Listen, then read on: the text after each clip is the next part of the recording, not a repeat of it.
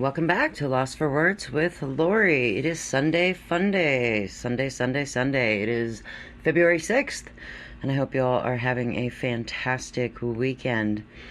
So, how is it going? We're going to talk today, I'm going to talk because that's what I do, about communication today and my little path to what's been going on, and give you guys a little update as well. As always, thank you so very much for all of your love and support through all of this chaos we call life and the way that goes. Communication. It's crazy. I've spent a little bit of time. I managed to have this wonderful conversation. I was invited to do a podcast with somebody else this last week, which was really cool because a lot of people I've actually recognized have been using that platform in the midst of media and all of the chaos that surrounds media and other people who do podcasts. And I know that makes big news and whatnot, but a lot of people that I know have decided to use the platform of doing podcasts, whether it's visual or just audio, to use that as an outlet.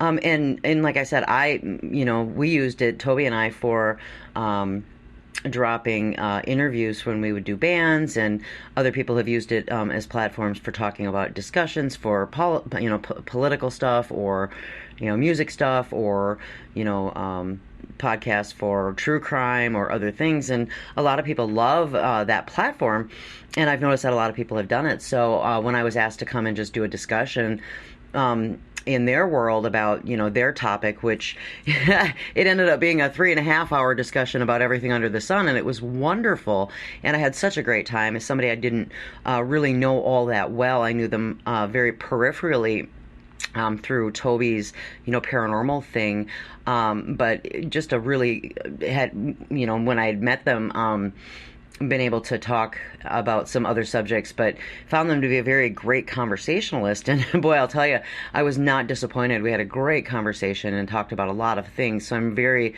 much looking forward to seeing how that translates on his platform. It was very exciting. I had a great time. But it's interesting that it always comes back to the subject of communication. And interesting enough, in my first world, I do therapy, and I talk to my therapist about communication, and I talk in my job, in my professional world, when we talk about how we communicate with our customers and our coworkers and our managers and our supervisors and our coworkers, and even just with our friends, and communicating, and how important it is, and all of the struggles and the barriers and all the things that we have when it comes down to communication. And, to be fair, it's something that I think everybody struggles with, and I certainly have in my past and in my present, and we all do have that communication breakdown, where we find it so difficult to just talk to each other and communicate and have all of that. And how, I guess for me, how to unpack that and how that translates to my path and what I'm dealing with, and how it affects my healing process.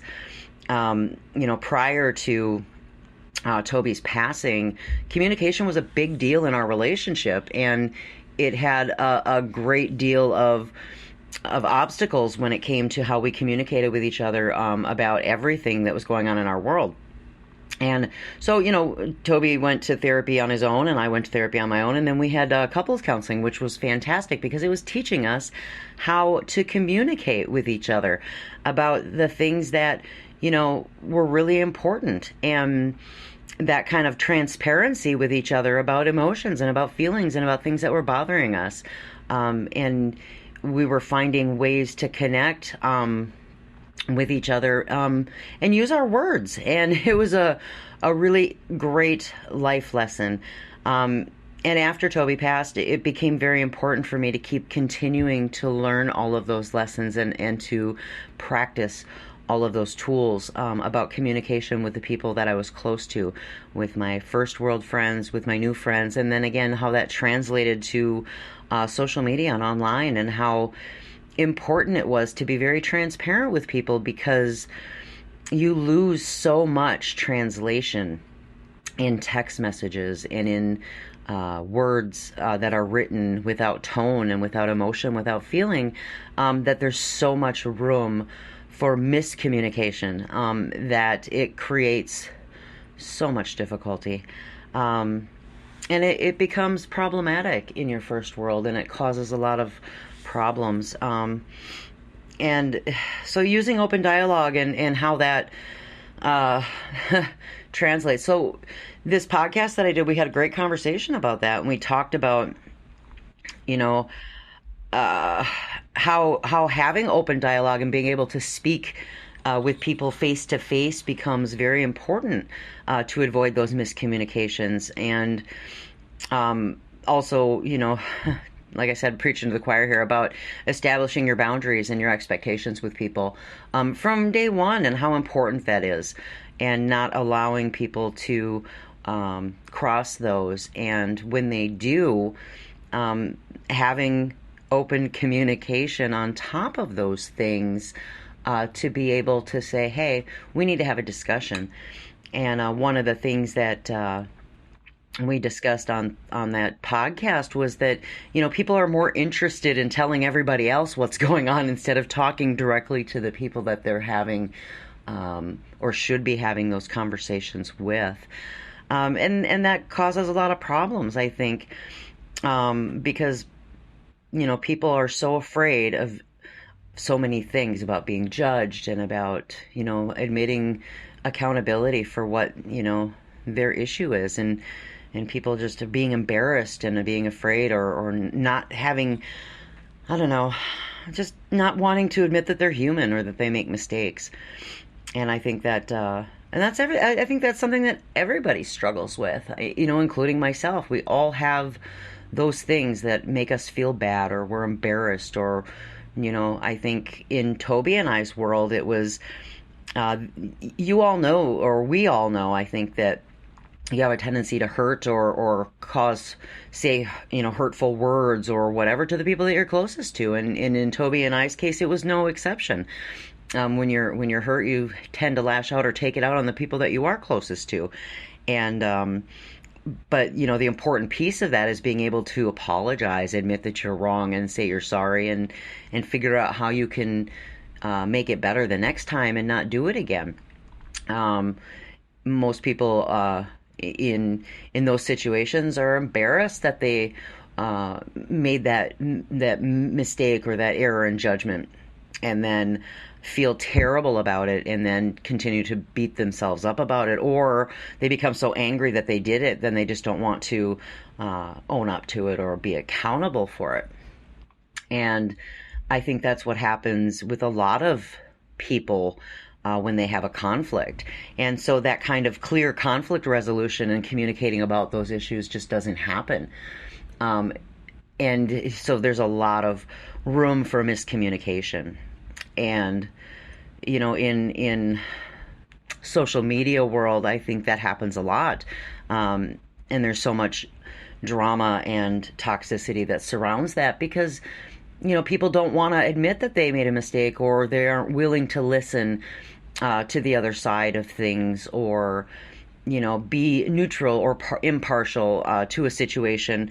Or, they get caught up in somebody else's bullshit when it really is none of their business. And it's unfortunate, that negativity and drama feeds off of negativity and drama. And another really interesting point that, we talked about was that it seems like everybody's so invested in being one of two things. They're either invested in being offended, because we live in a society where everybody's offended by everything, and nobody's willing to accept that some people deal or cope with trauma or issues with humor. And so everybody just needs to be offended and jump on that bandwagon of, I'm offended and I need to be a social justice warrior and defend, a marginalized community that I don't belong to. which is problematic in itself, and I don't even want to get into that.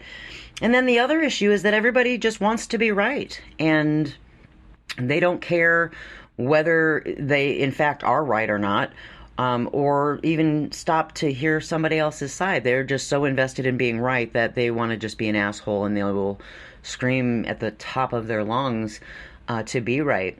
And this person that I had that discussion with made a great point. He says, I look forward to being wrong sometimes because I learn. And I think that over time, I think I've taken that stance as well, is that, if I'm right about something, or if you can Google facts, or facts from life experience, that's a wonderful thing. But if you're so invested in being right all the time, and you don't want to listen, or for me, if I'm more than happy to say, hey, I had no idea that was a fact, and hey, I learned something new today.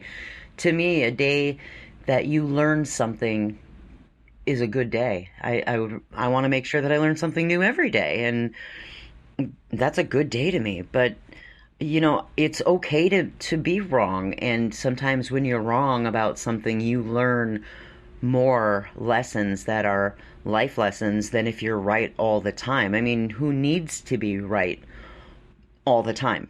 And I think that people miss the point. And another part of that conversation that we had, what a great conversation, you guys. I can't wait for you guys to hear it. But was that there are a lot of situations where everyone is right, but people aren't used to compromising, and people aren't used to listening to the other side. A lot of situations like religion, everyone's right. And you might disagree with me on that, but people worship different deities, and people worship different gods, or whatnot. We're all right, in my opinion, and so I don't think anybody's wrong, but people are still fighting and arguing about that. Politics is the same way. I mean, there are fundamentally things about people on the right-hand side and the left-hand side that are right. Everybody's right. And who are we to say that someone else's opinion is wrong just because it's not yours? So again, everybody's so invested in just making sure that everybody agrees with them. Why? I mean, it's okay for me to have an opinion, but it's also okay for you to have an opinion. So why can't we all be right? I mean, at the end of the day, everybody's happier when we all agree. Sure, but I also am okay to agree that, if we make a sandwich, why can't you have turkey on yours and I can have ham on mine, and both of us infinitely can have a really fucking delicious sandwich? We're not both wrong. We're both right. And your sandwich isn't any better than mine just because yours has turkey on it and mine has ham on it. Do you know what I'm saying? So everybody's right. And so it's kind of like that in most situations, but people are so invested on, my turkey's better than your ham. Well, why? Just because it's your opinion that ham sucks? So it's interesting that the way that we communicate and the way that we look at things transparently changes your perspective about everything. Interestingly enough, going back to the ham and turkey sandwich, analogy is, okay, so person A with the turkey sandwich says, I'm right, turkey's better than ham, because maybe they had a poor experience with ham in the past and it causes a trauma response, and therefore, in their brain, ham is evil. And to be fair, I can understand that, but if you're not transparent about that, and I don't have any clue that that's a trigger for you, then how am I supposed to know that ham is a problem for you, right? And for you to just assume that I would know that because whatever, but obviously you're going to attack my personal opinion that my ham sandwich is just as good as yours. That's a fundamental communication problem. Be transparent with people. And again, it's just about a sandwich at this case, but this could be about anything. And so you have open dialogue with people that you care about, or your friends or people that you're supposed to care about. And you can avoid those miscommunications instead of, oh my God, they're attacking me over my preference about what I put on my sandwich. And like I said, it seems silly when you put it in the context of what you're putting on something that you eat.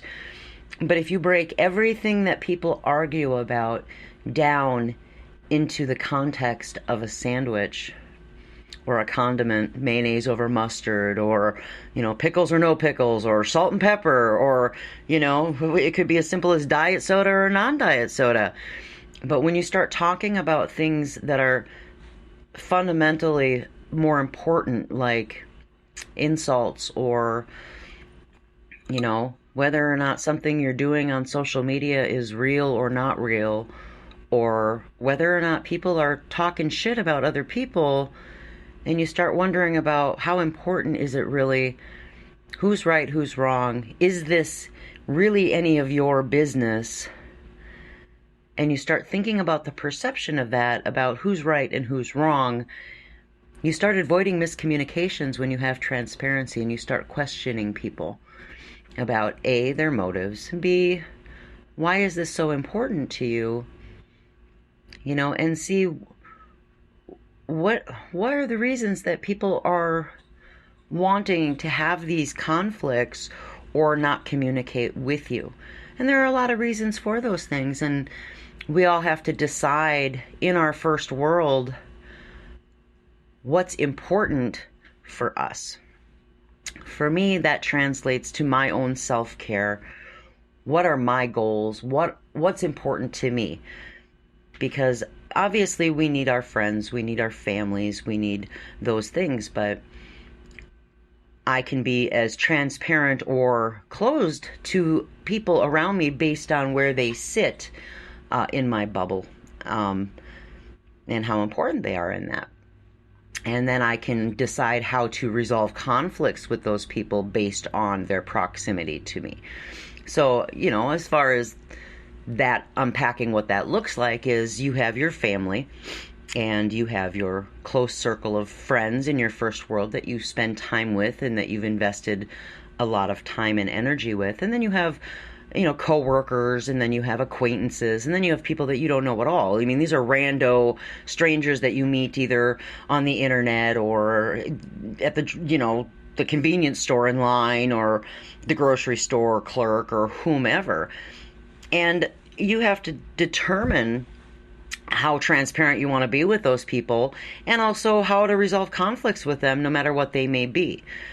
And for me, how that looks is that I can either engage or eliminate toxicity and drama from those people to whatever extent that I choose. If I'm at the grocery store and the cashier is having a bad day and they're being rude, I can kill that with kindness, or I can return that energy to them. That is absolutely up to me. But it's also up to me in my self-care to determine how much energy I want to give to that. It could be as simple as ignoring it, or it could be as simple as asking them, hey, are you having a bad day? And opening up and asking them, or showing them some kindness. Or it could be as simple as returning their energy to them and saying, hey, I don't know what your deal is, but you don't need to be rude to me. But again, you give what you get, and I believe that in all types of communication with all types of people. But again, that's just a random interaction with somebody at the grocery store. When it comes to my first world and my friends and the people that I really care about, I've invested time and energy into those relationships. So if a friend comes at me with something off the wall that might seem strange or insecure, I'm going to want to ask open-ended questions to get to the bottom of what's causing them to react that way or act that way or have those emotions directed at me. Now, if it's you're making me feel this way, of course, I'm going to want to know what makes them feel that way. If they're having a bad day, if it's something triggered by something else, if I did indeed make a comment that made them feel a certain way. And of course, then it's my responsibility to find out what I said, what I did, be accountable for that if that's the case, or but asking those open-ended questions to my friend or whatnot to get to the bottom of that situation. That's part of effective conflict resolution. It just appears that there are so many people out there who don't take the time to understand how that works. And I think with people being so used to reacting emotionally, they make decisions based on what they feel in that moment and not being able to step out of that injury of how they feel emotional before they can stop and, I don't know, separate from that for a short period of time to realize that they're going to make a decision based on how they feel and make a lot of assumptions. And I think that's a huge problem with transparency and communication with a lot of people, is we make so many assumptions based on how we feel and not on facts and not on having all of the information based on communication with the person or people that we have the issue with. So we explode and we verbally vomit our emotions to people who aren't involved, or we vent it out to people who aren't involved, and we get poor advice based on assumptions and not facts, because we want to be right and we want to be validated, and we want, and again, I'm not saying there's anything wrong with that. When my feelings are hurt, absolutely, my feelings are hurt and I have a right to that, and so does everyone else. And I think the fear is that if you go to people who you're having a conflict with, is that they will immediately dismiss your feelings and say you're wrong. And nobody wants to be wrong, right? We've established that everyone wants to be right. Instead of having enough trust, in the people that you communicate with, for them to say, you know what, you are right. And I don't have a right to make you feel that way, or I'm sorry you feel that way, but here's my side of it. And I think that kind of transparency is something that most people have lost over time, because most people are not used to being okay with being accountable for their own behavior, their own actions, for their own words. And I think that's something that's been missing, I think, in a lot of things. And it's, to be fair, it's not everybody's fault. It's society's fault. It's culture's fault. We live in a technology-based world where those things got lost in that. And we don't have a lot of face-to-face, interaction anymore. It's all done with Twitter and Facebook and all of the other social media platforms. And again, no tone, no context, no emotion.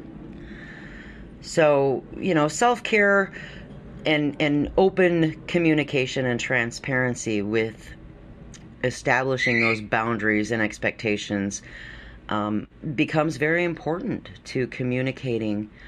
And that, for me, that path to healing, especially because I need to know who I can talk to about how I'm feeling with no judgment, right?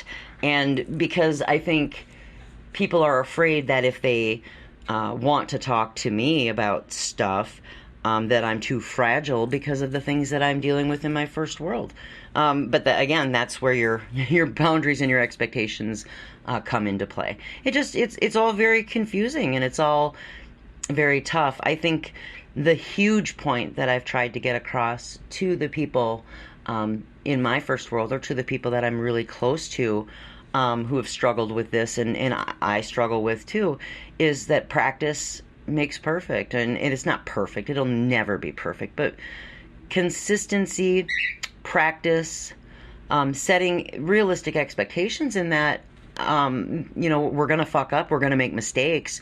But the more that you continually be transparent in how you feel and what's expected, and with the people around you, don't lie to me, be honest, tell me what you're thinking, tell me what you feel, even at the risk of hurting my feelings, so that we can have an open dialogue.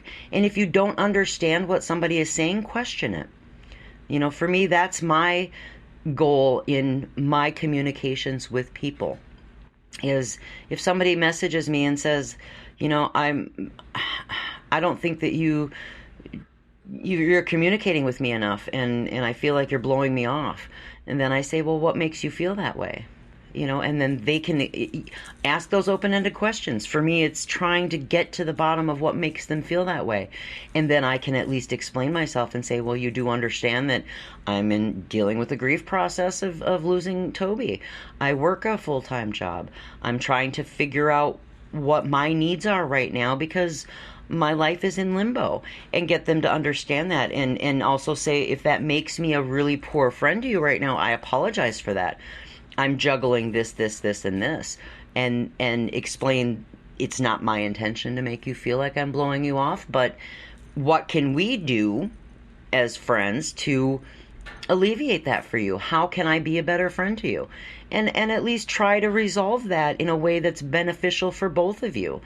And that's what makes good, healthy, transparent communication, is to let them know, hey, 4 months ago I was available to you all the time because everything was going good in my first world. Well, right now it's not. Circumstances have changed that for me. So I'm not emotionally available for you anymore. But what can we do to resolve that so that you don't feel like I'm blowing you off, and we can, make it beneficial for both of us. To me, that's about as positive of a resolution as I can see for the two people involved in that situation. It's healthy, it gets everybody's needs met, and it's a good resolution to say, hey, what do you need out of this? What do I need out of this? And how can we meet in the middle? It's about compromise. Yeah, absolutely. But it works like that in friendships, in relationships that are intimate and platonic, and in family dynamics with, children, parents, and other, relatives. But it also works with the toxic people in your life, and eliminating that, because when you lay down boundaries with those people and they continuously step over them by demanding that you're available for them when you've repeatedly told them, I can't, this is not okay with me right now, or you've expressed your expectation that, hey, if you've got an issue with me, but you're going to tell everybody else what the issue is instead of coming to me, and that's not okay, and they continually do that, or I'm not okay with you doing X behavior and you continue that behavior, even though you know how I feel about it, that gives you the boundary to say, this isn't working for me. And when they come back at you and say blah, blah, blah, you say, well, I'm sorry, but your words don't mean or hold any weight anymore, because you have proven over the past however many times that you've crossed those boundaries that you can't be trusted. And at that point you can say that, the only thing I'm accepting now is that you change that behavior, and if you can't, then this relationship or this friendship or this, whatever isn't going to work for me anymore. To me, that's self-care. That is eliminating toxicity from your world. And I honestly don't think there's anything wrong with that. Now, if you're, and I also understand that there are people who have trust issues. But again, it's part of transparency. It's part of communicating with the people that you're close to. And it's an ever changing, evolving, and growing process that each one of us has a responsibility to dig deep into what's important to them. If you want to be a garbage human and an asshole, then be a garbage human and an asshole. But don't be surprised if that creates a world where you end up standing alone, or you are constantly involved in drama, or there's constant bad behavior and things going on around you because you're involving yourself in that, and you're basically doing it to yourself. And if there are more people in your world that are dropping off and leaving your circle because of it, then it's time for you to take a look at yourself and take a look at how you are basically conducting yourself, your behavior. How are you communicating with the people around you? What kind of boundaries are you setting? What kind of expectations are you setting for not only yourself, but the people around you? And are you treating people the way that you should be treated? And are you setting realistic expectations? And are you giving back exactly those same expectations that you're, giving out? Because if you expect everybody to do for you, you have to realistically give those exact same expectations back. I can't expect everybody to be transparent with me and then not turn around and say, hey, these are the things that I expect from you as well. So it's a matter of, it's not do what I say, but not as I do. I have to be just as transparent, and I have to do right by my friends as much as I expect them to do by me, or else I'm just a hypocrite. So I can't talk the talk and not walk the walk just as much, because if I do, then those people are going to walk from me too. So it's a fine line to walk, but within practice and within deed and with everything else, that people start learning to step back from, I'm right, my feelings are the only ones that matter, my expectations are unrealistic, that everybody needs to do for me and I don't have to do any hard work. And we can all learn good conflict resolution as long as we stop talking shit about everybody to everyone else, and avoid those miscommunications, and start talking to each other and not about each other. And I think that path to healing opens up for everybody, to be honest. But I don't know. Tell me what you guys think. I mean, it's been a long 4 months of struggle for me personally. But again, I'm grateful every day for the lessons and the things that I'm learning through all of it.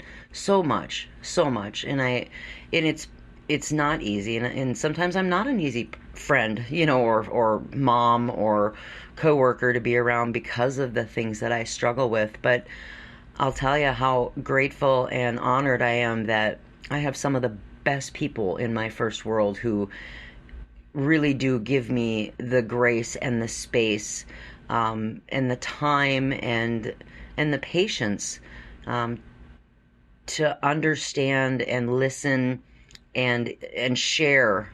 And boy, do they share their wisdom and their knowledge from some of the experiences that they've been through, to help me along the journey.